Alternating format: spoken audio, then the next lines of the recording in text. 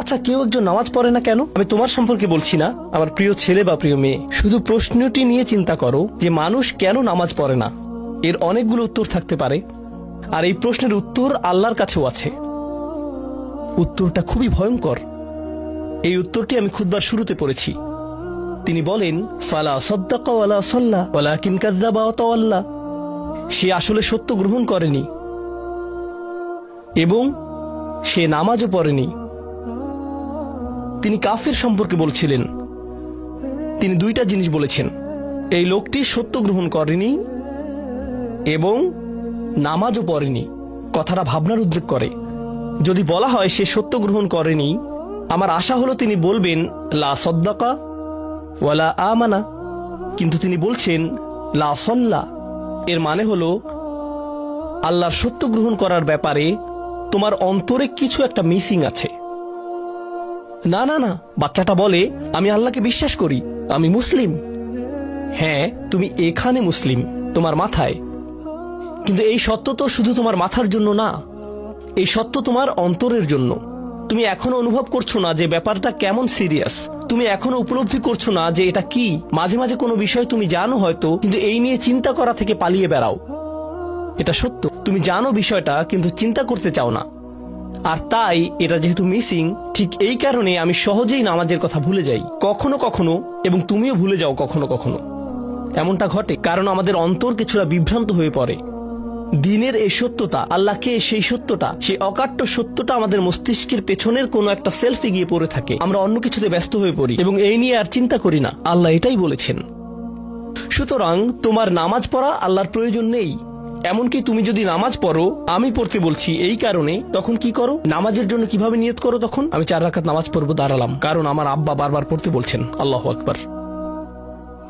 নবী সাল্লাল্লাহু আলাইহি সাল্লাম আমাদের বলেছেন, নিয়ত সঠিক না হলে কাজের কোনো মূল্য থাকে না। ইন্নামাল আমালু বিন্নিয়াহ, ইন্নামাল আমালু বিন্নিয়াত। এমনকি যদি তুমি কাজটা করেও থাকো কিন্তু তোমার নিয়ত ছিল আমি শুধু তোমাকে বিরক্ত করি, এটাই তোমার নিয়ত, তখন এই নামাজ আমার যেমন কোনো উপকার করবে না, ঠিক তেমনি তোমারও কোনো উপকার করবে না। তোমার সত্যিকারের আন্তরিক নামাজ থেকে একমাত্র যে উপকৃত হবে সে হলো তুমি নিজে।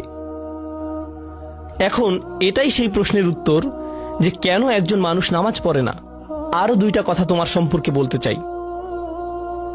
তার মাঝে একটা হলো নামাজ পড়ার উদ্দেশ্য কি, কোন কারণে পড়ব। কারণ তুমি হয়তো ভাবছো নামাজ পড়ার উদ্দেশ্য হলো তুমি যেন জাহান্নামে না জ্বলো। নামাজ পড়ার উদ্দেশ্য হলো তুমি যদি নামাজ না পড়ো আল্লাহ তোমাকে ঘৃণা করবেন। নামাজ পড়ার উদ্দেশ্য হলো তুমি যদি নামাজ না পড়ো তুমি শাস্তি পাবে, অথবা তুমি আর মুসলিমই থাকবে না, ফেরেশতারা তোমাকে অভিশাপ দিবে। সমস্ত নেতিবাচক বিষয়। আল্লাহ ওই সমস্ত উদ্দেশ্যের কথা উল্লেখ করেননি। নেতিবাচক কিছু থেকে মুক্তি পাওয়া নামাজের মূল উদ্দেশ্য নয়। নামাজের মূল উদ্দেশ্য হলো ইতিবাচক কিছুর দিকে ছুটে চলা, এটাই নামাজের উদ্দেশ্য। এমন 2 ছাত্রের মধ্যে পার্থক্য জানো? একজন লেখাপড়া করে যেন সে ফেল না করে, আর অন্যজন লেখাপড়া করে কারণ সে ওই সাবজেক্টটা পড়তে ভালোবাসে। একজন ছাত্র পড়ালেখা করছে পজিটিভ কিছুর জন্য, আর অন্যজন পড়ালেখা করছে কারণ সে এমন কিছু থেকে বাঁচতে চাচ্ছে যা নেগেটিভ। একজন কর্মচারী তার চাকরিটাকে দারুণ ভালোবাসে, আর অন্য একজন কর্মচারী শুধু চায় সে যেন চাকরিটা না হারায়। তারা একই চাকরি করছে, একেবারে অভিন্ন চাকরি, কিন্তু একজন চাকরিটা করতে পেরে কি যে খুশি, কত যে আনন্দ তার, আর অন্যজন খুবই হতাশ, সবসময় মনমরা ভাব। কেন?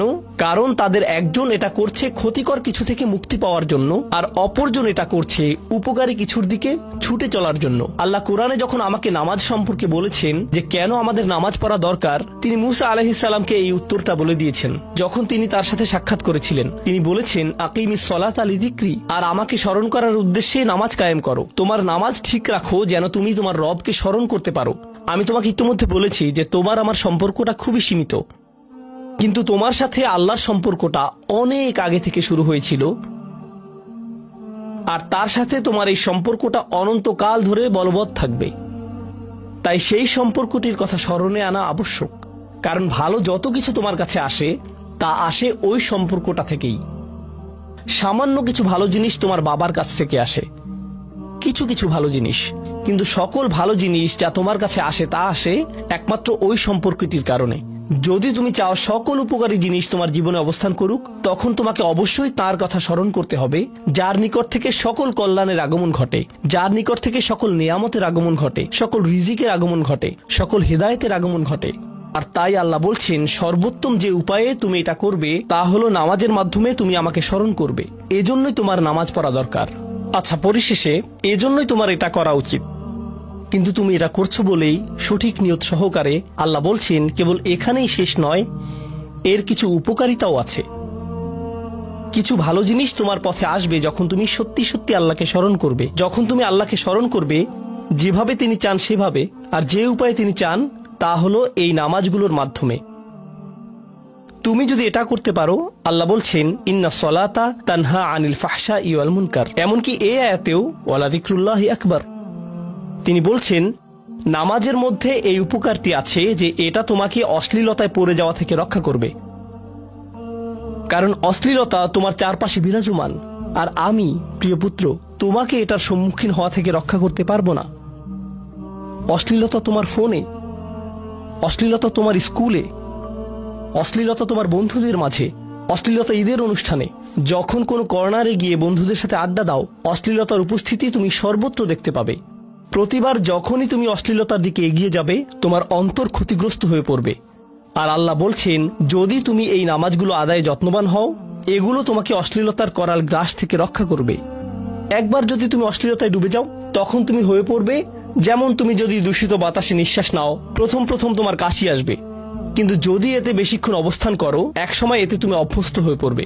অশ্লীলতাও ঠিক এরকম, এতে আকণ্ঠ নিমজ্জিত থাকলে একসময় এটাকে আর বড় অপরাধ বলে মনে হবে না, নিজেকে এর থেকে রক্ষা করার কোনো গরজ অনুভব করবে না আর, কারণ তোমার প্রতিরোধ ব্যবস্থা দূষিত হয়ে গেছে। এরপর তুমি এমনকি আরো বিষাক্ত আচরণের জন্য প্রস্তুত হয়ে যাবে, এমনকি আরো জঘন্য বিষয় ওয়াল মুনকার, এমনকি আরো ঘৃণ্য কাজও তোমার দ্বারা সম্পন্ন হয়ে যেতে পারে। অধপতনের অতল গহ্বরে হারিয়ে যাওয়া থেকে এই নামাজগুলো তোমাকে রক্ষা করবে। এই জন্যই তোমার নামাজ পড়া দরকার, এই সমস্ত কারণেই তোমার নামাজ পড়া প্রয়োজন। আমি বলেছি এই জন্য না, এই সমগ্র ভ্রমণের শেষে সিদ্ধান্তটা সম্পূর্ণরূপে তোমার।